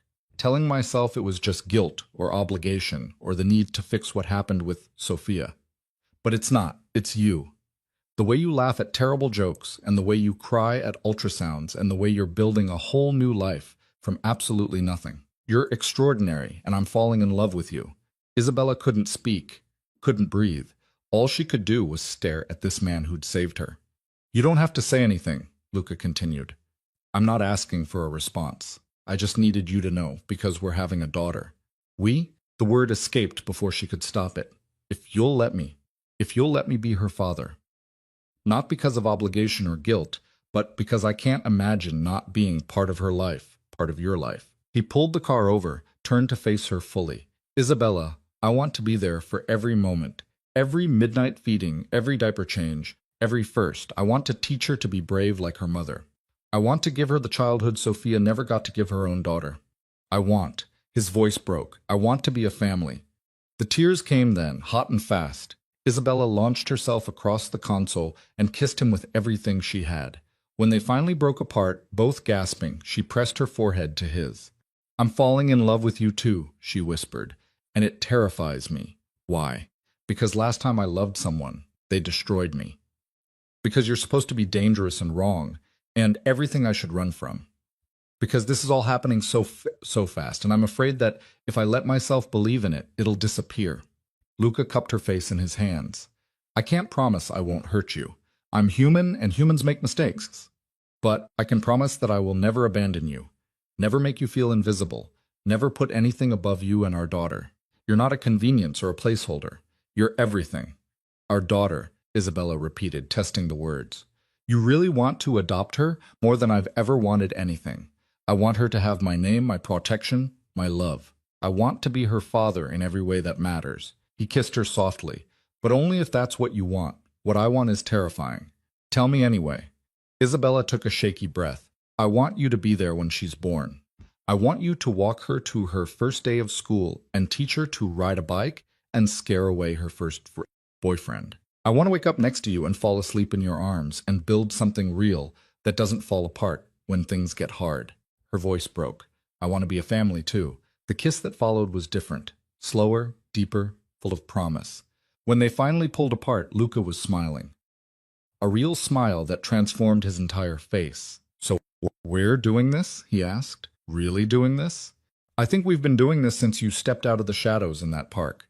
Isabella laughed through her tears. I was just too scared to admit it. Not scared. Careful. There's a difference. He brushed a tear from her cheek, and I love that about you. You don't trust blindly. You make people earn it. They drove back to her apartment in comfortable silence, hands linked. When they arrived, Luca carried the box of baby clothes upstairs and set it carefully in the empty second bedroom. We should start thinking about the nursery, he said. What colors do you like? You're really ready to jump into this, Isabella. I've been ready since the moment I saw you on that bench. He pulled her close, one hand resting on her bump. Besides, we only have a few months. July will be here before we know it. They spent the evening looking at nursery ideas on his phone. It felt surreal and perfect and utterly domestic. When Luca finally left late after kissing her senseless, Isabella stood in the empty nursery and imagined it filled with life. A crib, a rocking chair, shelves full of books, and Luca standing in the middle, holding their daughter. Their daughter, not Adrian's, theirs. She placed her hand on her stomach, feeling the gentle flutter of movement. You're going to have an amazing father, she whispered. Someone who chose you, who wanted you before you were even born. The baby kicked in response, and Isabella laughed through fresh tears. For the first time in her life, she felt like she was exactly where she was supposed to be. The next few weeks passed in a haze of happiness. Luca was there constantly, but never suffocatingly. He'd appear in the evenings with groceries or takeout, help her put together nursery furniture, and read parenting books with the same intensity he probably brought to his business. Elena had become a true friend, helping Isabella prepare for motherhood with practical advice and dark humor. They'd go shopping for baby essentials. Forget the wipe warmer, Elena said one afternoon. You need good bottles, a comfortable nursing chair, and approximately 6,000 muslin blankets. 6,000? Babies are disgusting, darling. They leak from every orifice. You can never have too many muslin blankets. Isabella laughed, the sound coming easier these days. She felt lighter, freer. At 25 weeks, her belly was pronounced enough that strangers offered her seats on the subway. She'd started to feel the baby move regularly, rolls and kicks that were getting stronger every day. And every time, her first instinct was to tell Luca. He'd placed his hand on her stomach one evening, and the baby had kicked directly into his palm. The expression on his face, pure joy mixed with wonder, was something Isabella would remember for the rest of her life. She knows me, he'd whispered. Of course she does. You talk to her every day. It was true. Luca had taken to speaking to Isabella's belly whenever they were together. It was adorable, and made Isabella fall deeper in love with him every single day. The adoption paperwork was filed at 28 weeks. When Isabella signed her name, giving Luca permission to adopt her daughter, it felt like the most natural thing in the world. It'll be finalized shortly after she's born, Margaret explained. We'll file the birth certificate with Luca listed as father, and the adoption will be processed within weeks. Legally, she'll be a duca from the start. A duca. Their daughter would inherit Luca's name, his protection, his legacy. It was overwhelming and perfect. That night, lying in bed with Luca's arms around her, Isabella finally asked the question that had been nagging at her. Do you ever worry that people in your world will use her against you? Use us? She felt him tense behind her. Every day. But you're not backing away. No, because backing away doesn't make you safer. It just makes you alone. He kissed her shoulder. I've increased security. The building has been thoroughly vetted. Everyone who works there has been background checked, and I have people watching for any threats. That sounds exhausting. It's necessary. And Isabella, I need you to promise me something. What? If anything ever feels wrong, if someone approaches you, if you notice anything unusual, you tell me immediately. Isabella turned in his arms to face him. You're scaring me. I'm being realistic. My world is dangerous. I won't lie to you about that. But I'm also very good at keeping the people I love safe. He stroked her cheek. I just need you to trust me and be aware. I trust you completely. Then we'll be fine. But Isabella could see the worry in his eyes. Whatever dangers lurked in Luca's world, they were real. And now, by loving him, by carrying his daughter, she'd become part of that world too. It should have terrified her. But now, with Luca's arms around her, she felt only determination. They'd made it this far. Whatever came next, they'd face it together. The threat came on a Tuesday morning in early June. Isabella was 34 weeks pregnant and so tired of being huge. She'd woken to use the bathroom for the third time, and was shuffling back to bed when her phone lit up with a text from an unknown number. The message was simple and chilling. Beautiful apartment. Shame if something happened to it. Tell Duca we need to talk. Isabella's blood ran cold. She grabbed the phone with shaking hands and immediately called Luca. He answered before the second ring, alert despite the 3 a.m. hour. What's wrong? She read him the message, her voice trembling. There was a beat of silence. Then she heard movement. I'm coming over. Lock the door. Don't open it for anyone but me. His voice was controlled, but she could hear the fury beneath it. I'll be there in 5 minutes. He made it in 4. Isabella heard his key in the lock, and then he was there, pulling her into his arms. I'm okay, she said against his chest. It was just a text, just a text. He pulled back, his expression dark. Someone found you, found this place. They're threatening you to get to me. Who would do that? Luca's jaw tightened. I have an idea. There's been tension with one of the other organizations. Territory disputes, the usual power plays. I thought I had it contained, but apparently not. He pulled out his phone and typed something rapidly. I'm having security doubled on the building, and I'm moving you. What? No, this is my home. This is a location they know about, which makes it unsafe. His tone left no room for argument. There's a penthouse in Tribeca. Top floor private elevator security that would make Fort Knox jealous. You're moving there tonight. Luca, I can't just. Yes, you can, because in 5 weeks you're going to have a baby. My baby, our daughter, and I will not risk either of you being used as leverage against me. He cupped her face. Please, Isabella, don't fight me on this. She saw the fear in his eyes. Someone had threatened her. Okay, she whispered. We'll move. The relief on his face was palpable. Thank you. Elena will help you pack tomorrow. For tonight, I'm staying here. You don't have to. I'm staying. His voice was firm. I'm not leaving you alone. Not now. They went back to bed, but neither slept. Luca held her close, one hand on her belly. Isabella could feel the tension in his body. Who sent the message? She asked quietly. A man named Vincent Russo. He runs an organization that's been trying to expand into my territory for months. I've been handling it through negotiations, but apparently he's decided to escalate. What does he want? Power, money, the usual things men like us fight over. Luca's voice was bitter. I've spent years building something more sophisticated than my father's old operation. I thought I could move away from the violence, but men like Russo only understand force. What are you going to do? Whatever I have to do to keep you safe. He kissed her forehead. But first, I'm getting you somewhere he can't reach. The penthouse was stunning. 32nd floor of a pre-war building in Tribeca, with floor-to-ceiling windows and a level of luxury that made the Murray Hill apartment look modest. There was a nursery already set up. Luca had been planning this move for weeks, she realized. How long have you been preparing this? Isabella asked. Since the first threat came in 3 weeks ago. Luca looked slightly guilty. I didn't want to worry you, but I've been working with Russo, trying to find a peaceful solution. When that failed, I started making contingency plans. You should have told me. I know, I'm sorry. I was trying to handle it without dragging you into my world more than necessary. He moved to stand beside her. But you're right, we're partners. I should have been honest. Isabella turned to face him and took his hands. No more secrets. Whatever's happening, we face it together. Together, he agreed. Starting with a meeting I have with Russo tomorrow. He's agreed to talk.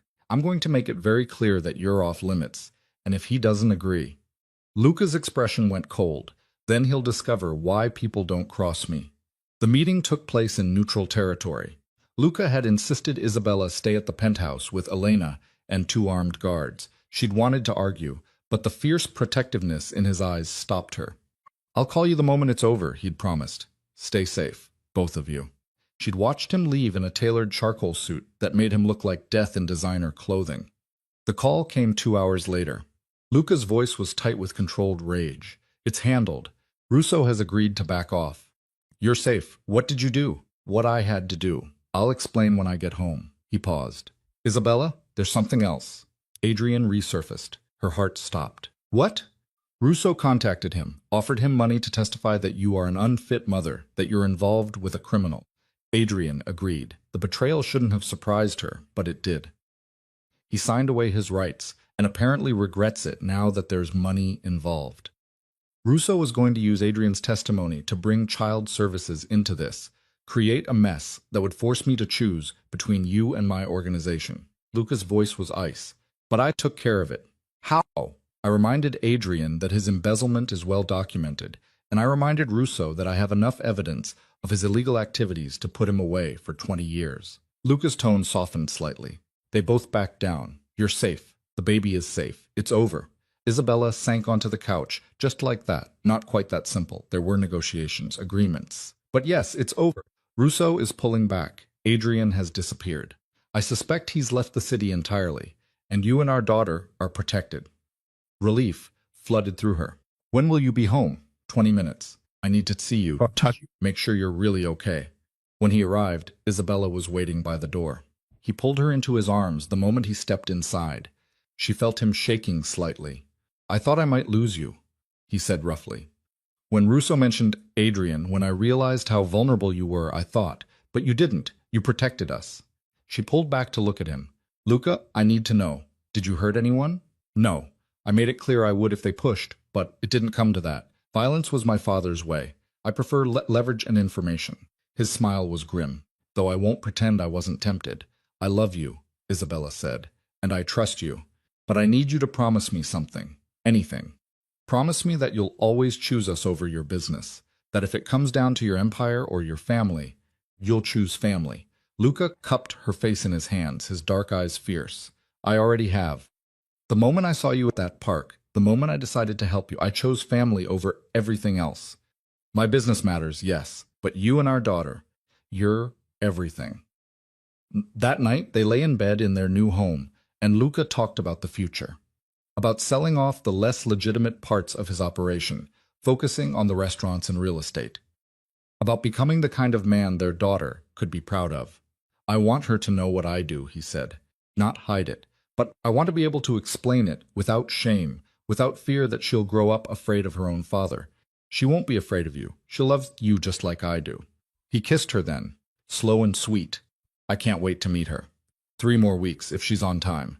She'll be early. Strong-willed women always are. Isabella laughed and the sound filled the beautiful penthouse with warmth. 2 weeks later, at 36 weeks and 3 days, Isabella's water broke during dinner. One moment she was eating pasta. The next, she was standing in a puddle, staring at him with wide eyes. That's not supposed to happen yet, she said. Luca was already moving, grabbing the hospital bag, calling the car service, helping her change, but she could see the barely controlled panic in his eyes. It's okay, she said, gripping his hand through a contraction. Women have babies early all the time. She's just impatient like her mother, Luca said. And despite everything, he smiled. The hospital was a blur of activity. Dr. Morrison was called. Labor progressed faster than expected, and before Isabella knew it, she was being told to push. Luca stayed by her side the entire time, holding her hand, wiping her forehead, whispering encouragement, even when she cursed him for getting her pregnant in the first place. I didn't get you pregnant, he said, amused. That was Adrian's doing. You're here, so you're getting blamed, she panted. That's how this works. And then, after what felt like only 47 minutes of active labor, there was a cry, high and indignant and absolutely perfect. It's a girl, Dr. Morrison announced. A beautiful, healthy girl. They placed her on Isabella's chest, and the world stopped. She was tiny and perfect, with dark hair plastered to her head. She was real. Hi, baby, Isabella whispered, tears streaming down her face. Hi, sweet girl, we've been waiting for you. Luca stood beside the bed, staring at their daughter with an expression of such profound wonder that Isabella's heart cracked open. When the nurses took the baby to clean her, he sat on the edge of the bed and pulled Isabella close. She's perfect, he said roughly. Absolutely perfect, she is. Isabella wiped her eyes. What should we name her? They discussed names for weeks but never settled on one. Now Isabella knew exactly what felt right. Sophia, she said. Sophia Claire Duca. Luca's breath caught. After my sister? She brought us together in a way. Your love for her, your grief, it changed you. Made you the man who could see me in that park and decide to help. Isabella touched his face. Sophia deserves to be remembered. And I think your sister would love knowing her name lives on. Claire. His voice was thick with emotion. It means bright clear.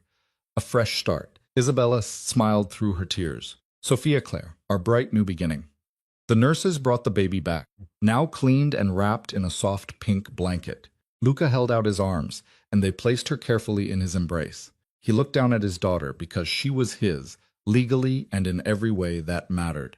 And Isabella watched something fundamental shift in his expression. "Hello, Sophia Clare," he whispered. "I'm your papa, and I promise you I will spend every day of my life making sure you're safe and loved and happy. You're my second chance, my redemption, my everything." The baby yawned, tiny and perfect, and Luca laughed through his tears. Isabella had never seen anything more beautiful. They stayed in the hospital for 2 days, learning how to feed and change and soothe the newborn. Luca barely left their side, sleeping in the uncomfortable chair by Isabella's bed. Elena visited with flowers. Maria came with more of Sophia's baby things and blessed the baby with prayers in Italian. And Margaret arrived with paperwork, the birth certificate listing Luca Duca as father and the finalized adoption papers. "Sign here," Margaret said, professional as always, but with a happy smile. "And here and congratulations. As of this moment, Sophia Clare Duca is legally your daughter." Luca signed his name with a hand that trembled slightly. When it was done, he looked at Isabella with so much love it took her breath away. "We're a family," he said simply. "We're a family," she agreed. Going home was surreal. The penthouse had been transformed while they were at the hospital. More baby supplies, a meal delivery service, and a night nurse. Luca had thought of everything. That first night, they stood together in the nursery watching Sophia sleep in her crib. She was so tiny, so fragile. "I never thought I'd have this," Luca said quietly. "A family, a daughter, someone who looks at me and sees a father instead of a criminal." "You're both," Isabella said honestly.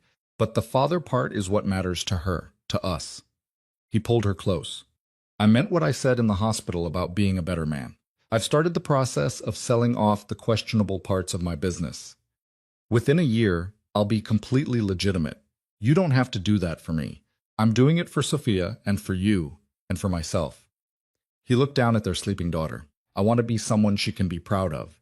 Over the next few weeks, they settled into a rhythm, sleepless nights and constant feedings. Luca was a natural father, patient and gentle, and completely besotted with his daughter. He'd sit for hours with her on his chest, talking softly in Italian. Isabella transformed from the controlled, dangerous man she'd met into someone softer, more open. He still had that edge, but with Sophia he was tender. One evening, when Sophia was 6 weeks old, Luca found Isabella standing at the window, looking out at the city lights. He came up behind her and wrapped his arms around her waist. "What are you thinking about?" he asked. "That night in the park, how completely hopeless everything felt, how I was convinced my life was over." She turned in his arms to face him. "I thought I was sitting there waiting for the world to end. Instead, I was waiting for it to begin." "You saved yourself," Luca said. "I just provided the tools." "No, we saved each other." Isabella kissed him softly. "You gave me safety and support. I gave you a reason to be someone better. We built this together." From the nursery came a small cry. "Sophia, waking up hungry." They both smiled. "Your turn," Isabella said. "Our turn," Luca corrected, taking her hand. They walked together to the nursery. Luca picked her up with practiced ease, while Isabella settled into the rocking chair. As Sophia nursed, Luca sat on the floor beside them, his hand on Isabella's knee, watching his family with complete contentment. This was it, Isabella thought. This was what happiness looked like. Not the fairy tale version, but the real version built from struggle and choice, and two broken people deciding to be whole together. 6 months later, on a crisp December evening, Luca proposed properly. He took Isabella to the park where they'd first met, to the bench where she'd sat alone and terrified. Sophia was bundled against the cold in Luca's arms.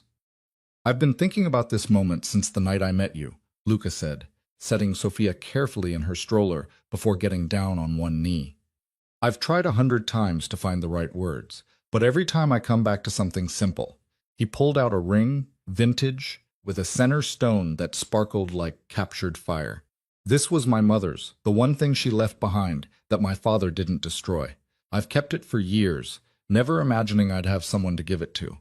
But Isabella, you've given me everything. A family, a purpose, a future worth building. Will you marry me?" Isabella looked at this man who'd saved her when she was broken, who'd chosen her and her child. Then she looked at their daughter, perfect and healthy, and loved beyond measure. "Yes," she said, laughing and crying at the same time. "Yes, absolutely. Yes." The ring fit perfectly. Luca stood and kissed her as if they were the only two people in the city. Sophia made a happy noise from her stroller, and they broke apart laughing. She approves, Luca said. Of course she does. She's smart like her mother. They walked through the park together, a family now, in every sense that mattered. Luca pushed the stroller while Isabella held his other hand, and they talked about the future. About the wedding they'd planned for spring. About the restaurant Luca was opening that would be completely legitimate. About giving Sofia siblings someday. About all the beautiful, ordinary things that made up a life. When they got home, Elena was waiting with champagne and sparkling cider. She'd known about the proposal. "Welcome to the family officially," she said, hugging Isabella. "Though really, you've been family since the moment Luca called me at midnight, asking if he was insane for wanting to help you." "And what did you tell him?" Isabella asked. "That he was completely insane and that he should do it anyway." Elena smiled. "Best advice I ever gave." That night, after Sofia was asleep, Isabella and Luca stood in their bedroom and looked at the ring on her finger, at the life they'd built. "Do you ever regret it?" Isabella asked, taking on a pregnant stranger with more problems than solutions. "Every single day," Luca said, and when she looked at him in shock, he grinned. "I regret that I didn't find you sooner, that you had to go through nothing with Adrian alone, that it took me 35 years to discover what actually matters in life. And what's that? This." He gestured to the apartment, to the nursery. "Family love, building something that lasts. You taught me that, you and Sofia." Isabella pulled him close. "I love you so much it scares me sometimes." "Good, because I love you just as much, and I plan on spending the rest of my life proving it." They got married in April in a small ceremony at the restaurant Luca had renovated. Maria cried through the entire thing. Elena served as maid of honor, and Sofia, 9 months old, babbled happily through the vows.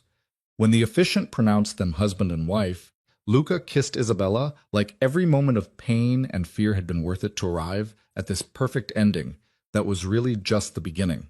The reception was small and intimate. Close friends and the people who'd helped them build this life. Isabella danced with her husband while their daughter slept in Maria's arms and thought about the pregnancy test that had started everything. The moment of absolute desperation that had led her to a park bench at midnight. The stranger who'd stepped from the shadows and decided she was worth saving. She wasn't saved, though. She'd been seen, and that had made all the difference. Years later, when Sofia was old enough to ask how her parents met, they told her the truth. About the park bench and the pregnancy test. About courage and kindness and two broken people choosing to be whole together. About how sometimes the worst moments of our lives are actually doorways to everything we never knew we needed. "So, you found each other when you were both sad?" Sofia asked, her dark eyes so like Luca's, wide with understanding. "We found each other when we were both ready to be found," Isabella corrected gently. "And we built something beautiful together. That's the best kind of love story," Sofia declared, "the ones where people choose each other." She was right, of course, because that's exactly what they'd done. Chosen each other when they could have walked away. Chosen family over fear. And every day they chose it again. That night, after Sofia was asleep, Luca found Isabella standing at the window of their bedroom, a townhouse in Brooklyn they'd bought together, with a backyard. "What are you thinking about?" he asked, pulling her back against his chest. "Everything. Nothing. How impossibly lucky I am." "We are," he corrected. "We're impossibly lucky, both of us." Isabella turned in his arms. "I love you," she said simply. "I love you too. Always." Outside the city hummed, but inside there was only warmth and love, and the quiet certainty that they were exactly where they were meant to be. Together. Chosen. Home.